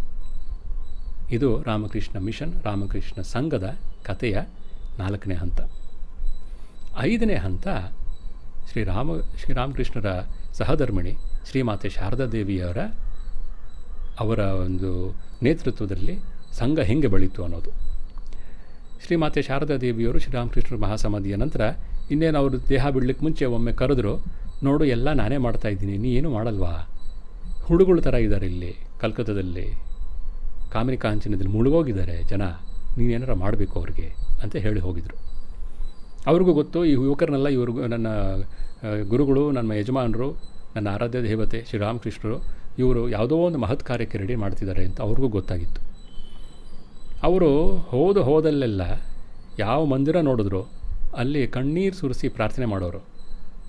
ಶ್ರೀರಾಮಕೃಷ್ಣರನ್ನು ನಂಬಿ ಬಂದ ಈ ಯುವಕರು ಸನ್ಯಾಸಿಗಳಾಗಿ ಬೀದಿ ಬೀದಿ ಸುತ್ತೋರು ನೋಡೋಕ್ಕೆ ನನಗಾಗಲ್ಲ, ಅವ್ರಿಗೆ ಒಂದು ಆಶ್ರಯ ಆಗಬೇಕು, ಒಂದು ನೆಲೆ ಆಗಬೇಕು, ಹೊಟ್ಟೆಗೆ ಬಟ್ಟೆಗೆ ಕೊರತೆ ಇರಬಾರ್ದು.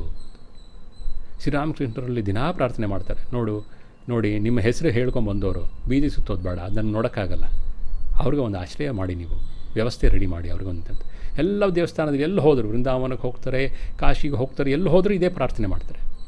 ನನ್ನ ಮಕ್ಕಳು ಶ್ರೀರಾಮಕೃಷ್ಣರ ಶಿಷ್ಯರು ಅವರೆಲ್ಲ ಒಂದು ಕಡೆ ನಿಂತ್ಕೊಳ್ಳಿ, ನೆಲೆ ನಿಲ್ಲಿ, ಹೊಟ್ಟೆಗೆ ಬಟ್ಟೆಗೆ ಏನೂ ಕಷ್ಟ ಆಗದಂಗೆ ಸಾಧನೆ ಮಾಡೋಂಗಾಗಲಿ ಅಂತ ಪ್ರಾರ್ಥನೆ ಮಾಡ್ತಾರೆ. ಅದಕ್ಕೆ ಶ್ರೀಮಾತೆ ಶಾರದಾ ದೇವಿಯರನ್ನು ಸಂಘ ಜನನಿ ಅಂತ ಕರಿತೀವಿ ನಾವು. ಅವರ ಪ್ರಾರ್ಥನೆಯ ಶಕ್ತಿ ಈ ಸಂಘ ರೂಪ ಆಗಲಿಕ್ಕೆ ಕಾರಣ. ಸಂಘ ಜನನಿ ಶ್ರೀಮಾತೆ ಶಾರದಾ ದೇವಿ ಅಂತ ಅವರ ಒಂದು ಪಾತ್ರ ಇದರಲ್ಲಿ ದೊಡ್ಡ ಪಾತ್ರ. ಆ ಸಂಘ ಶುರುವಾದಾಗಿಂದ, ಅದು ಶುರುವಾಗಲಿಕ್ಕೆ ಮುಂಚೆ ಅವರ ಪ್ರಾರ್ಥನೆ ಶುರುವಾದಾಗ ಅವರು ಒಂದು ಡೈರೆಕ್ಟ್ ಇನ್ವಾಲ್ವ್ಮೆಂಟ್ ಇಲ್ಲದೇ ಇದ್ದರೂ ಅವರು ಹಿಂದೆ ನಿಂತು ಮಾರ್ಗದರ್ಶನ ಕೊಡೋರು. ವಿವೇಕಾನಂದರು ಅಮೆರಿಕಾಗೆ ಹೋಗಲಿಕ್ಕೆ ಪರ್ಮಿಷನ್ ಸಿಕ್ಕಿದ್ದಾದಮೇಲೆ ಹೋಗಿದ್ದವರು, ಅದನ್ನು ಶ್ರೀಮಾತೆ ಶಾರದಾ ದೇವಿಯವರಿಗೆ ಕೊಟ್ಟಿದ್ದು. ಹೋಗ್ಬಾ, ಗುರುಗಳ ಇಚ್ಛೆ ಇದು ಅಂತ ಅವ್ರು ಹೇಳಿದ ಮೇಲೆ ಅವ್ರಿಗೂ ವಿಶ್ವಾಸ ಬಂದು ಹೋಗಿದ್ದು. ಪ್ರತಿ ಹಂತದಲ್ಲೂ ಅವರು ವಿವೇಕಾನಂದರ ಹಿಂದೆ ನಿಂತುಕೊಂಡು ಅವ್ರಿಗೆ ಸಪೋರ್ಟ್ ಮಾಡ್ತಿದ್ರು.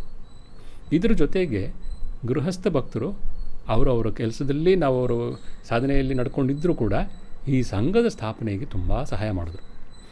ಅವರಲ್ಲಿ ಬಲರಾಮ್ ಬೋಸ್, ಮಾಸ್ಟರ್ ಮಹಾಶಯ್, ಸುರೇಂದ್ರನಾಥ್, ಗಿರೀಶ್ ಚಂದ್ರ ಘೋಷ್ ಕೂಡ.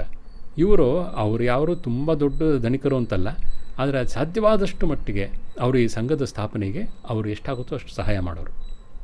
ಇದು 5ನೇ ಹಂತ, ಶ್ರೀಮಾತೆ ಶಾರದಾ ದೇವಿಯವರು ಮತ್ತು ಗೃಹಸ್ಥರ ಒಂದು ಕೊಡುಗೆ ಸಂಘದ ಸ್ಥಾಪನೆಯಲ್ಲಿ.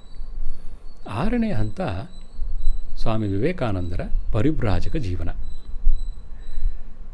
ಸ್ವಾಮೀಜಿಯವರಿಗೆ ಮತ್ತು ಶಿಷ್ಯರಿಗೂ ಗೊತ್ತಿತ್ತು, ನಮ್ಮ ಗುರುಗಳು ಹೇಳಿದ್ದಾರೆ ಶಿವಜ್ಞಾನ ಜೀವಸೇವಾ, ಕಷ್ಟದಲ್ಲಿರೋ ಜನರಿಗೆ ಏನೋ ಒಂದು ಸೇವೆ ಮಾಡಬೇಕು ಅಂತ.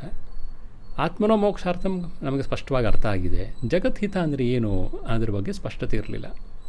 ಹೆಚ್ಚಂದರೆ ಏನೋ ಒಂದು ಆಧ್ಯಾತ್ಮಿಕ ಒಂದು ಪ್ರವಚನಗಳು ಕೊಡೋದು, ಯಾರು ಬಂದು ಏನಾರು ಕೇಳಿದ್ರೆ ಸಾಧನೆಯಲ್ಲಿ ಏನೋ ಸ್ವಲ್ಪ ಹೆಲ್ಪ್ ಮಾಡೋದು, ಅಷ್ಟೇ, ಇನ್ನೇನು ಮಾಡೋಕ್ಕಾಗತ್ತೆ ನಾವು ಅಂತ ಅಂದ್ಕೊಂಡಿದ್ದರು. ಜಗದ್ಹಿತ ಅಂದರೆ ಭೌತಿಕ, ಶೈಕ್ಷಣಿಕ, ಸಾಂಸ್ಕೃತಿಕ ಏಳಿಗೆ ಅನ್ನುವ ಕಲ್ಪನೆ ಅವ್ರಿಗಿನ್ನೂ ಬಂದಿರಲಿಲ್ಲ. ಆಗ 1888ರ ಸಮಯದಲ್ಲಿ ಸ್ವಾಮಿ ವಿವೇಕಾನಂದರು ಪರಿವ್ರಾಜಕರಾಗಿ ಹೊರಟರು. 5 ವರ್ಷ ಸುತ್ತಾಡಿದ್ರು ಅವರು ಇಡೀ ಭಾರತ. ಸುತ್ತಾಡಿದಾಗ ಅವರು ತಿಳ್ಕೊಂಡ್ರು, ಅಜ್ಞಾನ, ಬಡತನ, ಹಸಿವುಗಳಿಂದ ಬಳಲ್ತಿರೋ ಈ ಜನರಿಗೆ ಬರೀ ಧರ್ಮದ ಉಪದೇಶದಿಂದ ಏನೂ ಉಪಯೋಗ ಆಗೋಲ್ಲ. ಅವರಿಗೆ ವಿಜ್ಞಾನ, ತಂತ್ರಜ್ಞಾನ, ಕೈಗಾರಿಕಾ ಶಿಕ್ಷಣ, ಆತ್ಮನಿರ್ಭರತೆ ಇವನ್ನೆಲ್ಲ ಹೇಳ್ಕೊಡ್ಲೇಬೇಕು. ಆಗಲೇ ಭಾರತ ಮೇಲೆ ಕೇಳೋದು. ಇದೆಲ್ಲ ಮಾಡಬೇಕಾದ್ರೆ ಆರ್ಥಿಕ ಸಹಾಯ ಬೇಕು, ಆ ಟೆಕ್ನಾಲಜಿಕಲ್ ನಾಲೆಡ್ಜ್ ಬೇಕು. ಅದಿಲ್ಲಿಲ್ಲ, ಸಿಗ್ತಿಲ್ಲ. ಅದಕ್ಕೆ ಅವರಂದ್ರೆ ನಾನು ಅಮೆರಿಕಾಗೆ ಹೋಗಿ ಅದನ್ನು ಪಡೆದುಕೊಂಡು ಬರ್ತೀನಿ. ಅವರು ಅಮೆರಿಕ ಹೋಗಲಿಕ್ಕೆ ಇದು ಒಂದು ಮುಖ್ಯ ಕಾರಣ. ಬರೀ ಅಲ್ಲಿ ಚಿಕಾಗೋ ಪಾರ್ಲಿಮೆಂಟ್ ಆಫ್ ರಿಲಿಜನ್ಸ್ಗೆ ಅಂತ ಹೋಗಿದ್ದಲ್ಲ, ಅವರ ಮೂಲ ಉದ್ದೇಶ ಇದ್ದಿದ್ದು ನನ್ನ ಭಾರತದ ಈ ದೀನ ದಲಿತರನ್ನು ಹೇಗೆ ಮೇಲೆತ್ತಬೇಕು ಅನ್ನೋದು. ಅದಕ್ಕೆ ನನಗೆ ಹಣ ಬೇಕು, ಟೆಕ್ನಿಕಲ್ ನಾಲೆಡ್ಜ್ ಬೇಕು. ಇವೆರಡು ನಾನು ವೆಸ್ಟಿಂದ ತೊಗೊಂಬರ್ತೀನಿ ಅಂತ ಹೋದರು. ಅವರು ಅಮೆರಿಕಾಗೆ ಹೋದರು. ಅಲ್ಲಿ ಚಿಕಾಗೋ ಪಾರ್ಲಿಮೆಂಟ್ ಆಫ್ ರಿಲಿಜನ್ಸಲ್ಲಿ ಸಿಸ್ಟರ್ಸ್ ಆ್ಯಂಡ್ ಬ್ರದರ್ಸ್ ಅಂತ ಶುರು ಮಾಡಿದ್ದ ಒಂದು ಆ ಲೆಕ್ಚರಿಂದ ನಂತರ ವಿಶ್ವವಿಖ್ಯಾತರಾದರು. ಅದೆಲ್ಲ ಒಂದು ದೊಡ್ಡ ಹಿಸ್ಟ್ರಿ, ಅದೊಂದು ಸಪ್ರೇಟ್ ಕಥೆ ಅದು.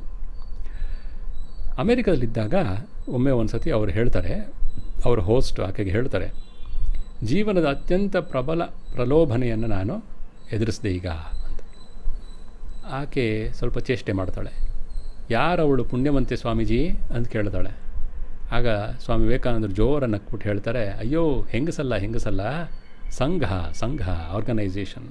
I have fallen in love with the power of organisation ಅಂತ ಹೇಳ್ತಾರೆ. ಅವರು ಅಮೆರಿಕಾಗೆ ಹೋಗಿ ನೋಡಿದ್ರು ಸಂಘ ಶಕ್ತಿ ಏನು. ಶ್ರೀರಾಮಕೃಷ್ಣರು ಹೇಳಿದ್ರು ಇವ್ರನ್ನೆಲ್ಲ ಒಟ್ಟಿಗೆ ಕೂಡಿಸ್ಕೊಂಡು ಒಟ್ಟಿಗೆ ಇದ್ದುಕೊಂಡು ಸಾಧನೆ ಮಾಡೋಕೆ ಹಿಂಗೆ ನೋಡ್ಕೋ ಅಂತ. ಒಟ್ಟಿಗಿರೋದು, ಒಟ್ಟಿಗೆ ಸಾಧನೆ ಮಾಡೋದು ಅವರವರ ಆಧ್ಯಾತ್ಮಿಕ ಸಾಧನೆಗೆ ಹೆಲ್ಪ್ ಆಯಿತು. ಆದರೆ ಜಗದ್ಹಿತಕ್ಕೆ ಒಟ್ಟಿಗಿರೋದು ಹೆಂಗೆ, ಜಗದ್ಹಿತ ಮಾಡಲಿಕ್ಕೆ ಸಂಘಶಕ್ತಿ ಹೆಂಗೆ ಕೆಲಸ ಮಾಡುತ್ತೆ ಅನ್ನೋದು ಗೊತ್ತಾಗೋಕ್ಕೆ ಅವರು ವಿದೇಶಕ್ಕೆ ಹೋಗಬೇಕಾಯಿತು. ಯಾಕೆಂದರೆ ನಮ್ಮ ದೇಶದಲ್ಲಿ ಅಂಥದ್ದು ಏನೂ ಇರಲಿಲ್ಲ. ಇದ್ದಿದ್ದು ಒಂದು ಸಣ್ಣದ್ದು ಒಂದೇನೋ ಕಾಂಗ್ರೆಸ್ ಅಂತ ಶುರುವಾಗಿತ್ತು. ಕಾಂಗ್ರೆಸ್ ಮಾಡ್ತಾ ಇದ್ದಿದ್ದು ಇಷ್ಟೇ, ಅಪ್ಲಿಕೇಶನ್ಸ್ ಬರ್ಕೊಡೋದು. ಯುವರ್ ಮೋಸ್ಟ್ ಹಂಬಲ್ ಸರ್ವೆಂಟ್ ಅಂತ ಒಂದು ಅಪ್ಲಿಕೇಶನ್ ಮೇಲೆ ಅಪ್ಲಿಕೇಶನ್ ಹಾಕ್ತಾಯಿದ್ದು, ಅಷ್ಟೇ ಕೆಲಸ ಮಾಡ್ತಿದ್ದಿದ್ದು. ಸಂಘಶಕ್ತಿ ಅನ್ನೋದು ಕಲ್ಪನೆ ಸರಿಗಿರಲಿಲ್ಲ.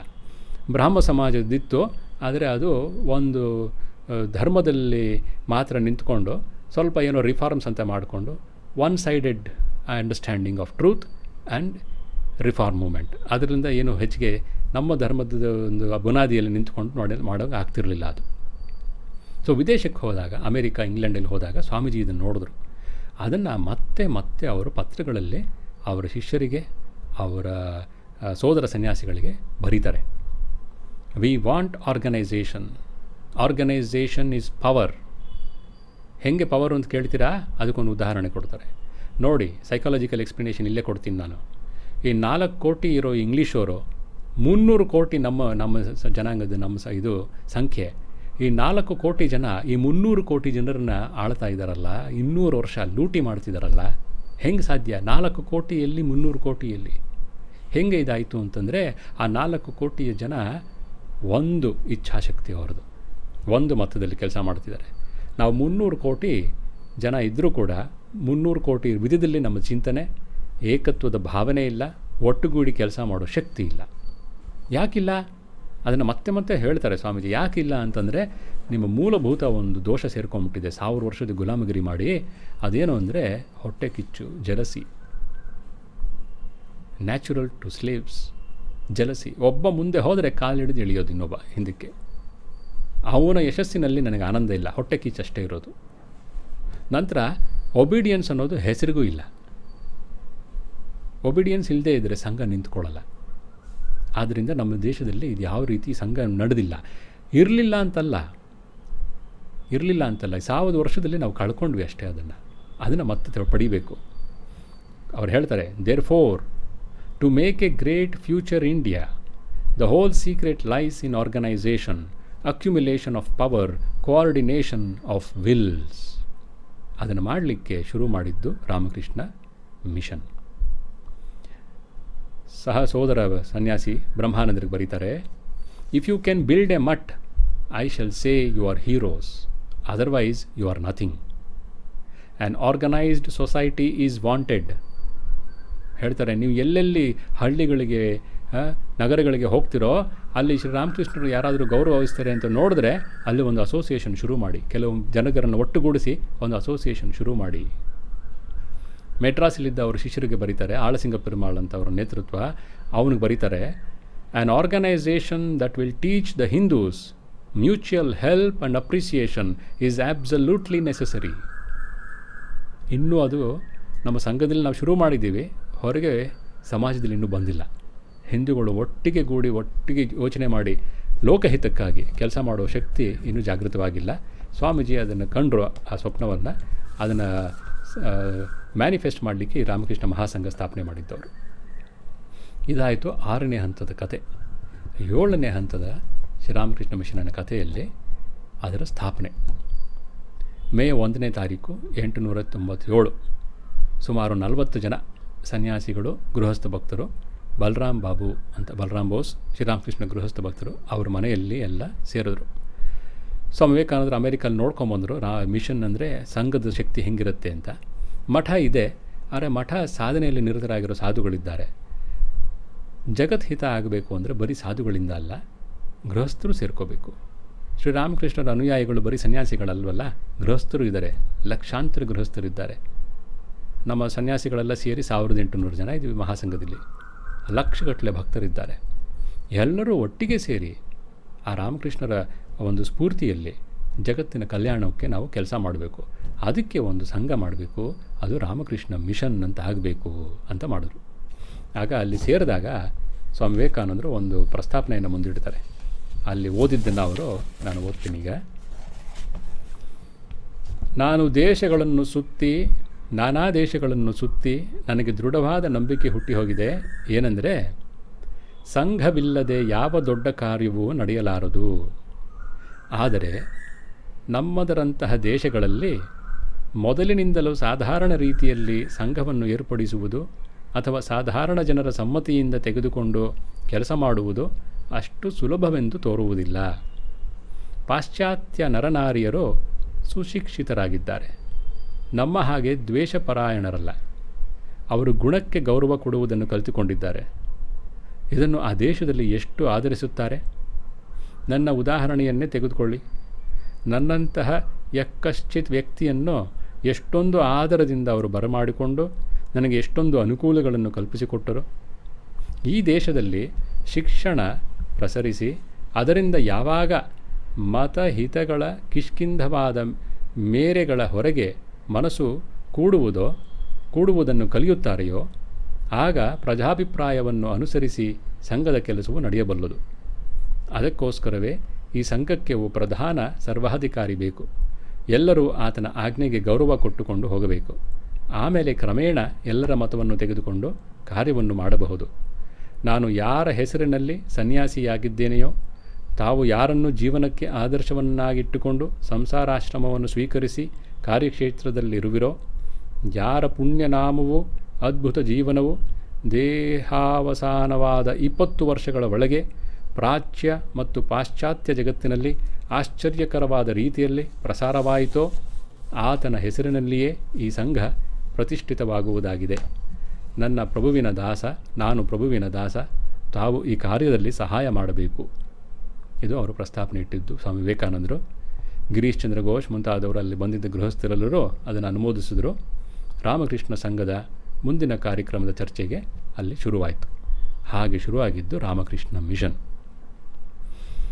ಅದರ ಉದ್ದೇಶ ಮುಂತಾದನ್ನು ಅವರು ಅಲ್ಲಿ ಒಂದು ಪ್ರಿಂಟ್ ಮಾಡಿದರು. ಅದರಲ್ಲಿ ಈ ಥರ ಬರುತ್ತೆ. ಉದ್ದೇಶ ಏನೋ, ಮಾನವ ಹಿತಾರ್ಥವಾಗಿ ಶ್ರೀರಾಮಕೃಷ್ಣ ಪರಮಹಂಸರು ಯಾವ ತತ್ವಗಳನ್ನು ವಿವರಿಸಿದರೋ ಮತ್ತು ತಮ್ಮ ಜೀವನದಲ್ಲಿ ಕಾರ್ಯರೂಪವಾಗಿ ಉದಾಹರಿಸಿದರೋ ಅವುಗಳ ಪ್ರಚಾರವು ಮತ್ತು ಈ ತತ್ವಗಳನ್ನು ಅನುಭವಕ್ಕೆ ತಂದುಕೊಳ್ಳಲು ಸಹಕಾರಿಗಳಾದ ಮನುಷ್ಯನ ದೈಹಿಕ, ಮಾನಸಿಕ ಮತ್ತು ಪಾರಮಾರ್ಥಿಕ ಉನ್ನತಿಗಳಲ್ಲಿ ಸಹಾಯ ಮಾಡುವುದು ಈ ಮಿಷನ್ನಿನ ಉದ್ದೇಶ. ಇದರ ವ್ರತ ಏನು? ಜಗತ್ತಿನ ಎಲ್ಲ ಧರ್ಮ ಮತಗಳು ಒಂದು ಅಕ್ಷಯ ಸನಾತನ ಧರ್ಮದ ರೂಪಾಂತರ ಮಾತ್ರ ಎಂಬ ಜ್ಞಾನದಿಂದ ಸಕಲ ಧರ್ಮಾನುಯಾಯಿಗಳಲ್ಲಿಯೂ ಆತ್ಮೀಯತೆಯನ್ನು ಇರಿಸುವುದಕ್ಕೋಸ್ಕರ ಶ್ರೀರಾಮಕೃಷ್ಣ ಪರಮಹಂಸರು ಯಾವ ಕಾರ್ಯವನ್ನು ಆರಂಭಿಸಿದರೋ ಅದರ ಪರಿಚಾಲನವೇ ಈ ಮಿಷನ್ನಿನ ವ್ರತ. ಕಾರ್ಯಕ್ರಮ ಹೆಂಗಿರುತ್ತೆ? ಮನುಷ್ಯನ ಸಾಂಸಾರಿಕ ಮತ್ತು ಆಧ್ಯಾತ್ಮಿಕ ಉನ್ನತಿಗೋಸ್ಕರ ವಿದ್ಯೆಯನ್ನು ದಾನ ಮಾಡುವುದಕ್ಕೆ ಉಪಯೋಗವಾಗುವಂತೆ ಜನರನ್ನು ಶಿಕ್ಷಣ ಕೊಟ್ಟು ತಯಾರು ಮಾಡುವುದು, ಕುಶಲ ಕಲೆಗಳಲ್ಲಿಯೂ ಕಷ್ಟಪಟ್ಟು ಕೆಲಸ ಮಾಡಬೇಕಾದ ಕಸುಬುಗಳಲ್ಲಿಯೂ ಉತ್ಸಾಹವನ್ನು ಹೆಚ್ಚಿಸುವುದು ಮತ್ತು ಇತರ ಧರ್ಮಭಾವವು ಶ್ರೀರಾಮಕೃಷ್ಣರ ಜೀವನದಲ್ಲಿ ಹೇಗೆ ವಿವರಿಸಲ್ಪಟ್ಟವೋ ಅವುಗಳನ್ನು ಜನಸಮಾಜದಲ್ಲಿ ಪ್ರವರ್ತಿಸುವಂತೆ ಮಾಡುವುದು. ಭರತಖಂಡದಲ್ಲಿ ಇಂಥ ಕಾರ್ಯ. ಭರತಖಂಡದ ಪ್ರತಿ ನಗರದಲ್ಲಿಯೂ ಬೋಧಕರಾಗಲು ಇಚ್ಛಿಸುವ ಗೃಹಸ್ಥ ಮತ್ತು ಸನ್ಯಾಸಿಗಳಿಗೆ ಶಿಕ್ಷಣ ಕೊಡುವುದಕ್ಕೋಸ್ಕರ ಆಶ್ರಮವನ್ನು ಸ್ಥಾಪಿಸುವುದು ಮತ್ತು ಅವರು ಯಾವ ರೀತಿಯಲ್ಲಿ ದೇಶಾಂತರಗಳಿಗೆ ಹೋಗಿ ಜನಗಳನ್ನು ಶಿಕ್ಷಿತರನ್ನಾಗಲು ಮಾಡಲು ಸಾಧ್ಯವೋ ಅದನ್ನು ಅನುಸರಿಸುವುದು. ವಿದೇಶದಲ್ಲಿಯೂ ಇದೇ ರೀತಿ ಹೊಸ ಆಶ್ರಮಗಳನ್ನು ಸ್ಥಾಪನೆ ಮಾಡಿ ಅಲ್ಲಿಯೂ ಈ ನಮ್ಮ ರಾಮಕೃಷ್ಣರ ಮೆಸೇಜನ್ನು ಸ್ಪ್ರೆಡ್ ಮಾಡಲಿಕ್ಕೆ ನಾವು ಸಂಕಲ್ಪಬದ್ಧರಾಗಿದ್ದೀವಿ ಅಂತ ಈ ಮಿಷನ್ನಿನ ಪ್ರಣಾಳಿಯಲ್ಲಿ ಹೇಳ್ತಾರೆ. ಸ್ವಾಮೀಜಿ ಮತ್ತು ಗೃಹಸ್ಥರೆಲ್ಲ ಸೇರಿ ಒಂದು ಲಿಸ್ಟು ಮೆಂಬರ್ಸ್ ಯಾರು ಆಗ್ತಾರೆ ಅನ್ನೋದನ್ನೆಲ್ಲ ಮಾಡಿದ್ರು. ಸ್ವಾಮಿ ವಿವೇಕಾನಂದರು general president of the association ಅಂತ ನಿರ್ಧಾರ ಆಯಿತು. ಸ್ವಾಮಿ ಬ್ರಹ್ಮಾನಂದರು president of the association, Swami Yoganandaji vice president, ಎಲ್ಲ ನೇರ ಶಿಷ್ಯರು, ಸನ್ಯಾಸ ಶಿಷ್ಯರು. ನಂತರ ಸಾಲಿಸಿಟರ್ ಎನ್ ಸೇನ್ ಅಂತ ಅವ್ರನ್ನ ಸೆಕ್ರೆಟರಿ ಅಂತ ಮಾಡಿದ್ರು. SP ಘೋಷ್ ಆ್ಯಂಡ್ ಶಶಿಭೂಷಣ್ ಸರ್ಕಾರ್ ಅನ್ನೋರು ಅಂಡರ್ ಸೆಕ್ರೆಟರೀಸ್ ಅಂತ ನೇಮಕವಾದರು. ಇದು ರಾಮಕೃಷ್ಣ ಮಿಷನ್ ಸ್ಥಾಪನೆ ಆದ ದಿನ ನಡೆದಂಥ ಒಂದು ಕಾರ್ಯಕಲಾಪ. ರಾಮಕೃಷ್ಣ ಮಠ ಮತ್ತು ರಾಮಕೃಷ್ಣ ಮಿಷನ್, ರಾಮಕೃಷ್ಣ ಮೂಮೆಂಟಿನ 2 ಅಂಗಗಳು. ರಾಮಕೃಷ್ಣ ಮಠದ ಮೂಲಕ ರಾಮಕೃಷ್ಣ ಭಾವಧಾರೆ ಭಾರತದ ಸನಾತನ ಆಧ್ಯಾತ್ಮಿಕ ಸಂಸ್ಕೃತಿಯನ್ನು ಗಟ್ಟಿಯಾಗಿ ಹಿಡ್ಕೊಂಡಿದೆ. ರಾಮಕೃಷ್ಣ ಮಿಷನ್ನ ಮೂಲಕ ರಾಮಕೃಷ್ಣ ಭಾವಧಾರೆ ಕಾಲಕ್ಕನುಗುಣವಾಗಿ ಸಮಾಜದ ಅವಶ್ಯಕತೆಗಳನ್ನು ಆಧ್ಯಾತ್ಮಿಕ ಸಾಧನ ರೂಪವಾಗಿ ಪೂರೈಸುತ್ತೆ. ಅಲ್ಲಿ ಸನ್ಯಾಸಿಗಳು ಪೂರ್ತಿಯಾಗಿರ್ತಾರೆ. ಈ ಮಿಷನಲ್ಲಿ ಸನ್ಯಾಸಿಗಳು ಮತ್ತು ಗೃಹಸ್ಥರು ಒಟ್ಟುಗೂಡಿ ಸಮಾಜದ ಕಲ್ಯಾಣಕ್ಕಾಗಿ ಕೆಲಸ ಮಾಡ್ತಾರೆ. ಋಗ್ವೇದದಲ್ಲಿ ಒಂದು ಮಂತ್ರ ಇದೆ, ಸಂಗಚ್ಛಧ್ವಂ ಸಂವದಧ್ವಂ ಸಂವೋ ಮನಾಂಸಿ ಜಾನತಾಂ, ಮುಂದೆ ಹೋಗುತ್ತೆ. ಅರ್ಥ, ನಾವೆಲ್ಲ ಸಾಮರಸ್ಯದಿಂದ ಇರೋಣ, ಒಮ್ಮತದಿಂದ ಮಾತಾಡೋಣ, ನಮ್ಮ ಆಲೋಚನೆ, ನಮ್ಮ ಆಕಾಂಕ್ಷೆ, ನಮ್ಮ ಉದ್ದೇಶಗಳು ಒಂದಾಗಿರಲಿ. ಈ ರೀತಿಯಲ್ಲಿ ಇದ್ದದ್ದೇ ದೇವತೆಗಳ ಶಕ್ತಿ. ರಾಮಕೃಷ್ಣ ಮಹಾಸಂಘದ ಆದರ್ಶ, ಅದರ ಮೆಸೇಜ್ ಇದೆ. ಇಡೀ ಹಿಂದೂ ಧರ್ಮದ ಅನುಯಾಯಿಗಳು ಫಸ್ಟು ಇದನ್ನು ಕಲ್ತ್ಕೊಂಡು ನಂತರ ಅದು ಇಡೀ ಸಮಾಜಕ್ಕೆ ಪ್ರಚಾರ ಆಗಬೇಕು ಅನ್ನೋದೇ ಸ್ವಾಮಿ ವಿವೇಕಾನಂದರ ಸಂಕಲ್ಪ. ಈಗ ಈ ರಾಮಕೃಷ್ಣ ಮಹಾಸಂಘದಲ್ಲಿ 223ಕ್ಕೂ ಹೆಚ್ಚು ಸೆಂಟರ್ಸ್ ಇದೆ, ಆಶ್ರಮಗಳಿವೆ. ಅವುಗಳಲ್ಲಿ 54 ಸೆಂಟರ್ಸ್ 23 ದೇಶಗಳಲ್ಲಿದೆ. ಸುಮಾರು 1800 ಸನ್ಯಾಸಿ ಬ್ರಹ್ಮಚಾರಿಗಳಿದ್ದಾರೆ. 1200ಕ್ಕೂ ಹೆಚ್ಚು formal and non formal educational centres ಇವೆ, ನೈಟ್ ಸ್ಕೂಲ್ಸು ಎಲ್ಲ ಸೇರಿ. 13 ಹಾಸ್ಪಿಟಲ್ಗಳಿವೆ, 124 ಡಿಸ್ಪೆನ್ಸರೀಸ್ ಇವೆ, 58 mobile medical units, 7 nursing training institutions, ಅನೇಕ ಟ್ರೈಬಲ್ ಮತ್ತು ರೂರಲ್ ಡೆವಲಪ್ಮೆಂಟ್ ಸೆಂಟರ್ಸ್. ಇವೆಲ್ಲ ಸಾಧುಗಳು, ಗೃಹಸ್ಥ ಭಕ್ತರು ಸೇರಿ ನಡೆಸುವಂಥದ್ದು. ಇದೇ ರಾಮಕೃಷ್ಣ ಮಿಷನ್ನಿನ ಕಥೆ. 125ನೇ ಜನ್ಮದಿನ. ಮುಂದಿನ ವರ್ಷ 125ನೇ 125th ಆ್ಯನಿವರ್ಸರಿ ಅಂತ ಸೆಲೆಬ್ರೇಟ್ ಮಾಡಲಾಗ್ತದೆ. ಅದಕ್ಕೆಲ್ಲ ಆಯೋಜನೆ ಶುರು ಆಗಿದೆ ಈಗಾಗಲೇ. ಈಗ ಪರಿಸರ ಅಷ್ಟು ಚೆನ್ನಾಗಿಲ್ಲ, ವಾತಾವರಣ ಆ ಥರ ಯಾವುದು ಕಾರ್ಯಕ್ರಮ ಹಾಕ್ಕೊಂಡು ನಡೆಸಲಿಕ್ಕೂ ಆಗೋಲ್ಲ. ಮುಂದಿನ ವರ್ಷ ಅದನ್ನು ಮಾಡ್ತೀವಿ ನಾವು. ಈ ರಾಮಕೃಷ್ಣ ಮಹಾಸಂಘಕ್ಕೆ ನಮ್ಮನಿಗೆಲ್ಲ ಸೇರಿಕೊಳ್ಳಿಕ್ಕೆ ಅವಕಾಶ ಮಾಡಿಕೊಟ್ಟಿರೋ ಆ ಜಗನ್ಮಾತೆಗೆ ನಾವು ವಂದಿಸ್ತಾ ಈ ಸಣ್ಣ ಕಥೆಯನ್ನು ಮುಗಿಸೋಣ. ಶ್ರೀರಾಮಕೃಷ್ಣ ಅರ್ಪಣಮಸ್ತು.